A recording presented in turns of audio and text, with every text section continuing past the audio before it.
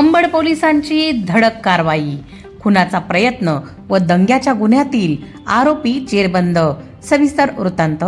नाशिक. खुनाचा प्रयत्न व दंग्याच्या गंभीर गुन्ह्यात पाहिजे असलेला आरोपी सागर काशीनाथ पवार याला गुन्हे शाखा अंबड युनिट 3च्या पथकाने अवधूतवाडी पंचवटी येथे सापळा रचून ताब्यात घेतले.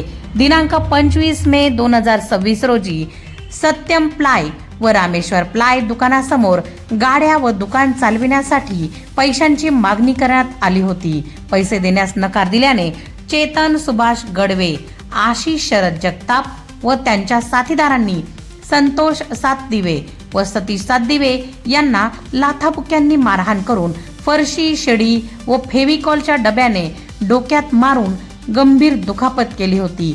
या प्रकरणी मुंबई नाका पोलीस ठाण्यात गुन्हा देखील दाखल करण्यात आलेला होता.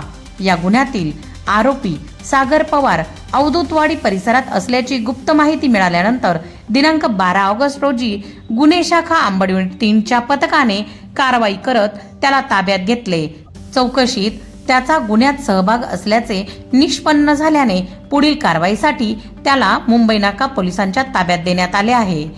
सदर कारवाई पोलीस आयुक्त संदीपजी कर्णिक, पोलीस उपायुक्त किरण कुमार चव्हाण आणि सहाय्यक पोलीस आयुक्त संदीपजी मिटके यांच्या मार्गदर्शनाखाली गुन्हे शाखा अंबड युनिट 3चे वरिष्ठ पोलीस निरीक्षक जगवेंद्र सिंग राजपूत, पोलीस उपनिरीक्षक मोतीलाल पाटील, पोलीस हवालदार प्रकाश बोडके, योगेश चव्हाण, भूषण सोनवणे, चारुदत्त निकम, हर्षल जाधव, महेंद्र दोंदे, कुणाल पचलोरे, संजय बेनके, राजेश महाले, गौरव धात्रक व महिला पोलीस अंमलदार सविता कदम यांनी केली आहे.